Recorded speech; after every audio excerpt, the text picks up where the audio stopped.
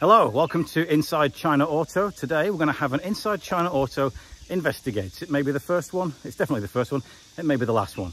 But you may have seen a video online recently where some footage was shown from 2021 showing car graveyards in China, and the person who basically made the commentary on the original video that was by a Chinese blogger said that there were tens of thousands of NetterVs that are being put out into a field, never been driven, never being sold, and being a lot of waste. So on my left side here, you can see that we have some NetterVs.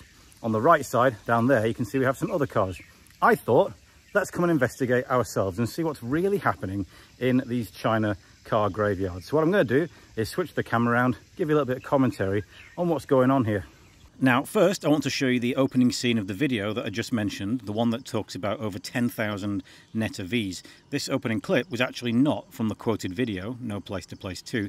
It's actually much more recent and is likely the source for the photographs that were doing the rounds in the press and on Twitter recently.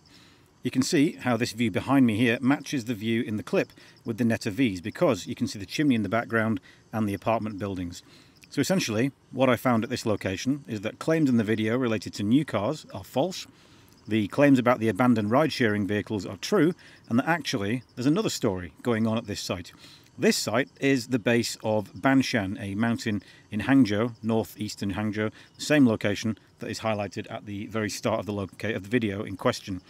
The narrator begins the video by stating that what we're looking at is a field of over 10,000 NetterV Chinese EV cars that are rotting away. And it's here that the first false accusation is made. In actual fact, there is nothing like 10,000 NetterVs in this field, not even in this video. In actual fact, it's between about 150 to 200, maybe even less. It's hinted that these vehicles are registered to create false sales numbers for subsidies, which again is false. The narrator adds, all of the cars that you see in these fields, well, they're counted in these numbers, referring to the high sales of EVs in China. And that's not exactly true either, because the cars in these videos, minus the NetterVs, which are actually about 1 or 2 years old, are actually about 5 to 6 years old, and therefore not representative of the current numbers. And even if they were new, a few thousand is not going to make a dent in the millions of Chinese EVs that are being sold annually. But of course, these cars are not new.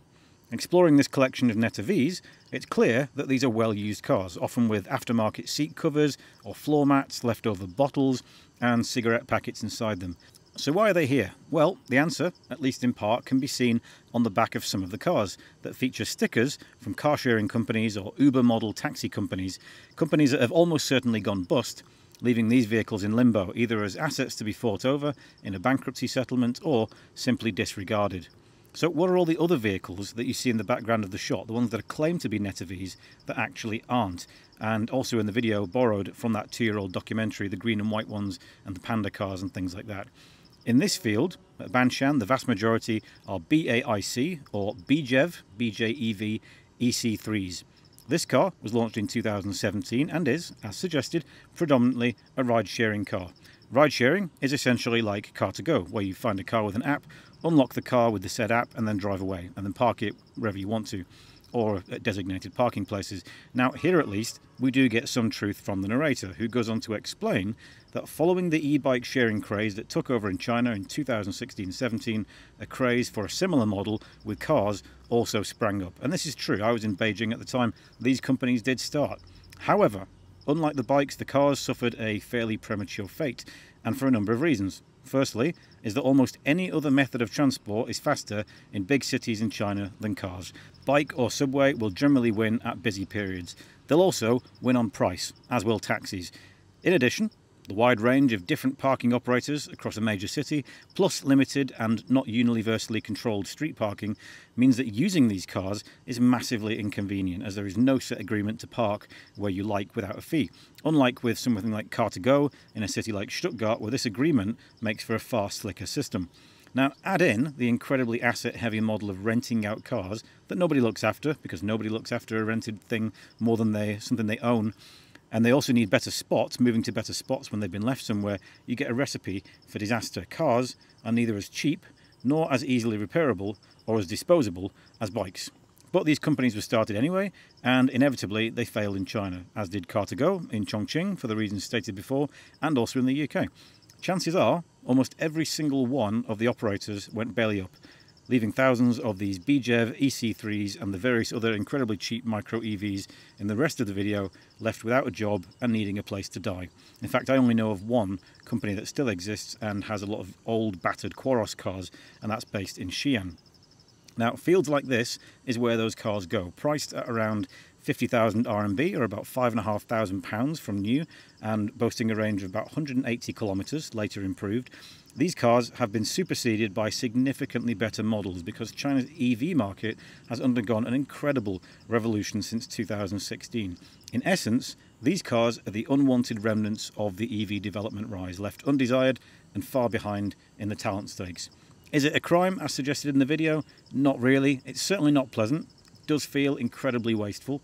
And the hope would be that somebody finds a way to recycle or repurpose these cars and the batteries somehow. Certainly, if you have use for a 20.3 kilowatt-hour battery, later became a 30 kilowatt-hour battery, you may be able to do something with them. Are they polluting the environment with all these chemicals and batteries and the rest of it, as the narrator states?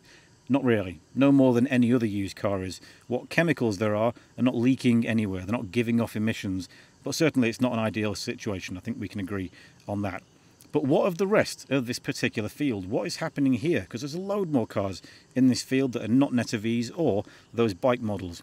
Well, are they more falsely registered new cars or wasteful old ones?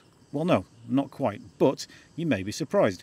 Across the rest of the field are a mix of some former taxi sedans from BAIC, Geely and Hyundai, plus a few Dongfeng Peugeots, and then a bunch of cars that have been involved in horrific crashes. But at the bottom end, well, that's where you'll find hundreds of unregistered new electric cars awaiting delivery or even purchase. So you're telling me the video is right? No. Are they Chinese brands? No. The vast majority here are Volkswagens, Audis, and yes, Toyota's doomed BZ4X, a car that not even the Chinese want, because sales of EVs from those brands are very low in China. They're undesirable, and here they are clogging up this field amongst a smattering of new cars from local brands, a couple of Changgans and a couple of other things as well. It turns out that all you see online isn't necessarily true after all. So take what you see and hear with a pinch of salt, and ideally ask people who actually live in the country that they're talking about. They're probably going to know more. Anyway, thank you very much for watching. Be sure to check out our other videos for interesting insights into China's new cars, motor shows and industry experts, plus much more to come. And if you do, thank you very much for subscribing. We will catch you next time.